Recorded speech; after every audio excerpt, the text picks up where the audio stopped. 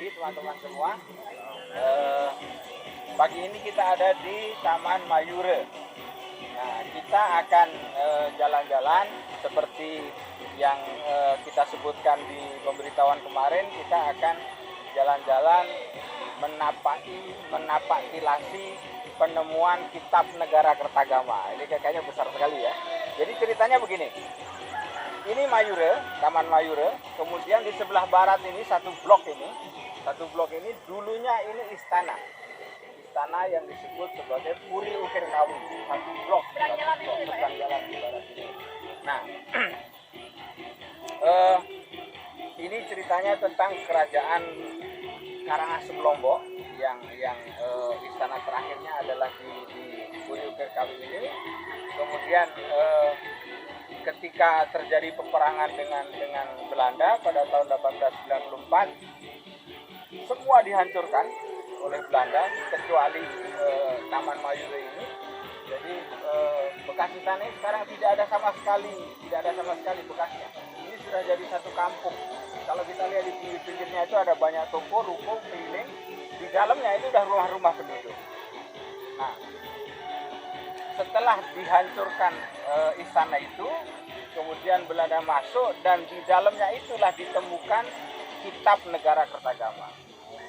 Jadi Kitab Negara Kertagama itu memang tidak utuh, tetapi bagian terbesar ditemukan di sini, sebagian kecil lagi ditemukan di Bali. Nah, dari kitab inilah kita mengenal Majapahit.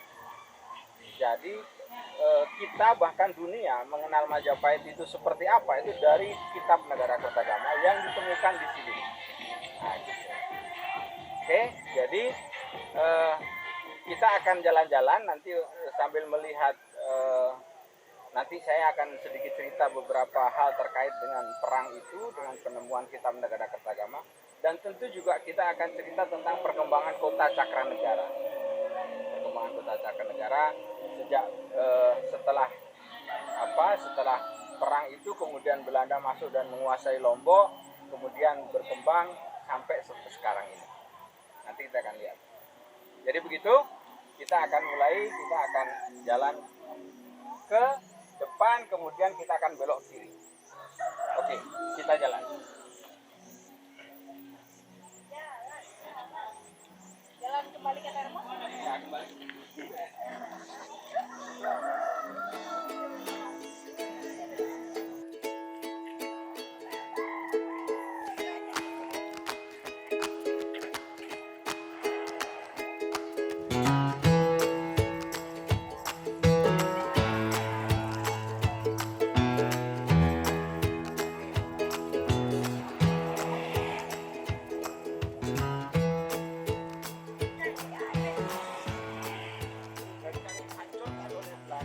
Hancur habis dia. Jadi kira-kira mungkin sekitar tinggal 10-15% bangunan itu semua rusak. Kemudian Belanda, tentara itu apa istilahnya, menjarah ya.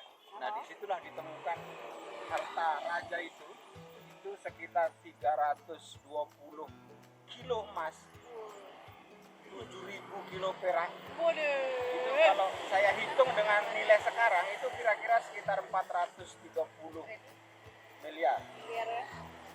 Tapi saat itu 430 miliar. Kalau sekarang mungkin dibandingkan dengan kekayaan Erick Thohir atau Sandiaga Uno tidak ada berapa kan. Tetapi zaman itu luar biasa. Bahkan selain itu, raja itu punya dua kapal perang yang biasa dia pakai patroli untuk mengamankan daerah sekitar sini. Namanya Sri Cakra dan Sri Mataram, nama kapalnya. Itu yang dimiliki raja. Nah, setelah dijarah itulah kemudian ditemukan Kitab Negara Kertagama di antara harta itu. Belanda yang menemukan. Jadi di dalam itu ketika raja terakhir berkuasa ini negaranya sudah cukup damai, ekonomi berkembang bagus, kesastraan berkembang bagus, sehingga ada perpustakaan, ada segala macam. Nah, setelah kalah itu dikuasai Belanda, kemudian raja itu diasingkan ke Batavia dengan anak, istri dan beberapa cucunya. Tidak boleh pulang ke Lombok sama Belanda itu. Nah, ini menjadi area dalam kekuasaan Belanda kan.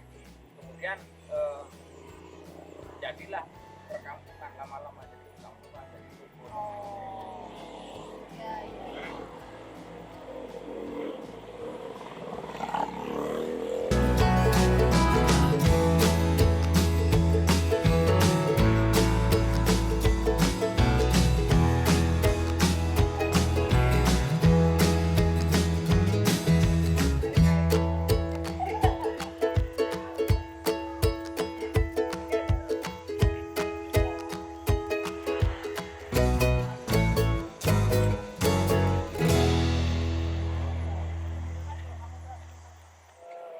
Semua saudara-saudara Hindu kita nyatunya kampung Ram ya. Jadi kita biasanya punya pura di kampungnya gitu ya. Tapi ini adalah pura yang mempersatukan semua. Kayak Masjid Agung lah ya kalau orang Islam ya. Kayaknya malah baru tahu. Di belakang itu ada masjid. Nah, itu masjid. Itu masjid yang dibangun oleh raja untuk punggawa-punggawanya yang beragama Islam. Karena salah satu dua istri raja itu beragama Islam. Saya.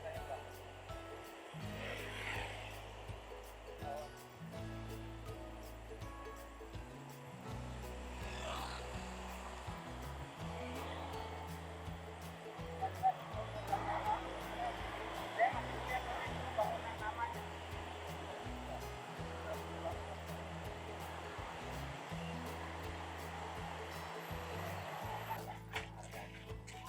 Ini masjid, ini sebelah pura. Ya.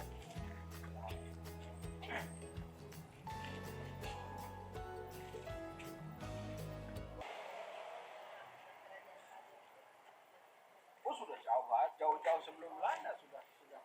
Islam itu masuk ke Lombok yang tercatat itu sekitar tahun 1400. Ketika di Jawa yang berkuasa adalah Demak setelah Majapahit. Nah itu Islam yang tercatat masuk ke Lombok. Tapi ada juga yang mengatakan jauh sebelum itu sebenarnya sudah ada juga yang berislam. Ya, tapi yang tercatat itu kalau teman-teman sering dengar nama Sunan Prapen. Nah itu penyebar Islam dari Jawa yang diutus oleh Sultan Demak untuk menyebarkan Islam ke timur termasuk ke Lombok. Itu tahun 1500-an ya, 1500-an, 1500-an. Jadi abad ke-16. Oke, kita lanjut. Ini kita lagi bertanya, Pak. Ya boleh. Oh, ya. Itu kan saya yang Merunya apa ada kaitannya sama Jalan, sambil jalan yuk. Oh ya, jadi dalam mitologi Hindu itu puncak gunung itu kan selalu disebut Mahameru. Nah, jadi Semeru, Meru. Jadi kemungkinan dulu ini memang tempatnya tinggi, agak tinggi. Ini sudah dibugar karena sudah dibugar sama sekali. Sudah harus ada bangunan lama.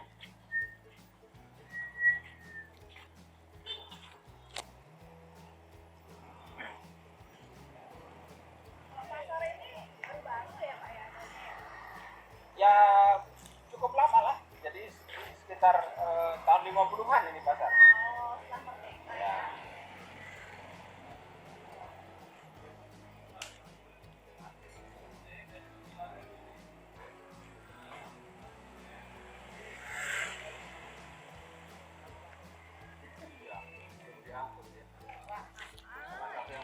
Rumah makan Taliwang yang pertama di Mataram. Sebelah kiri pojok ini. Rumah makan Taliwang 1 yang pertama. Kemudian Warung Selaweti ini sampai tahun 80 sampai tahun 90-an ini juga legenda namanya Depot Remaja. Kalau kita di Cakra cari es campur yang paling enak itu di sini. Depot Remaja. Sama soto sasak.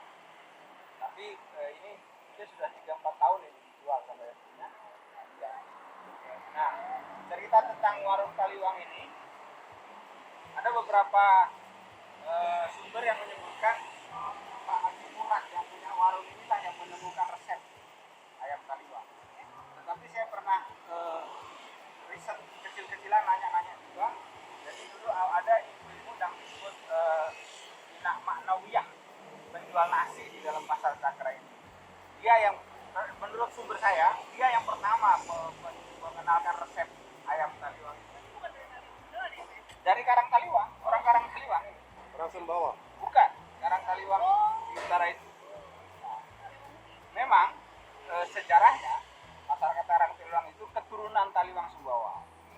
Tetapi masakan ayam taliwang itu di sini. Oh, bukan di Sumbawa. Kita ke Taliwang sana tidak ada ayam taliwang yang orang bilang ini masakan sini, tidak. Jadi ayam taliwang itu karya Karang Taliwang. Oh, gitu ya. Berarti khas Lombok. Pak. Khas Lombok, makanya khas Lombok, bukan khas Sumbawa.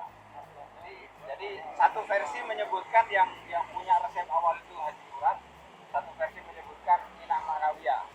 Nah, Haji Murad ini yang banyak keturunannya, ada ayam taliwang bersaudara, ada taliwang Murad. 2M, ada banyak. Termasuk kalau taliwang bersaudara itu ibunya Mas Topan, gitu kan? Dua. Oke, kita di dalam sekarang.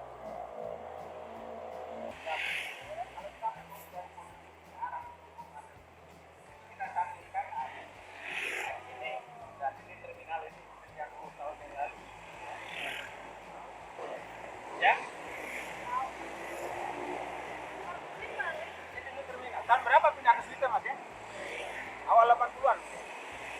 Pindah ke Slite, kemudian dari Slite pindah ke Bertai.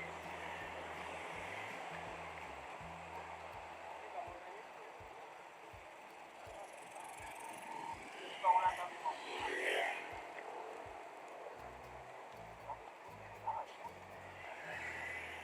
Kita belok kanan, kita belok masuk.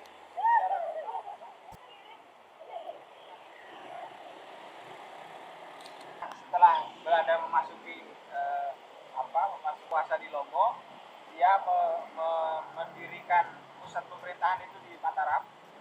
Kemudian ini memang menjadi daerah ekonomi, daerah perdagangan, ya, daerah perdagangan. Ya, kemudian yang muncul adalah kampung dan pertokoan.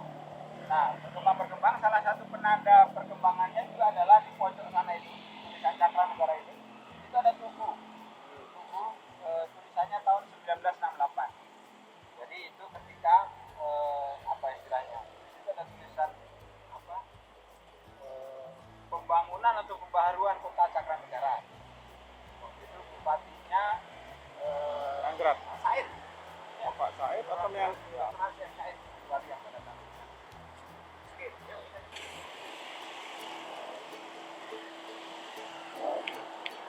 Kita ke kanan sedikit ya.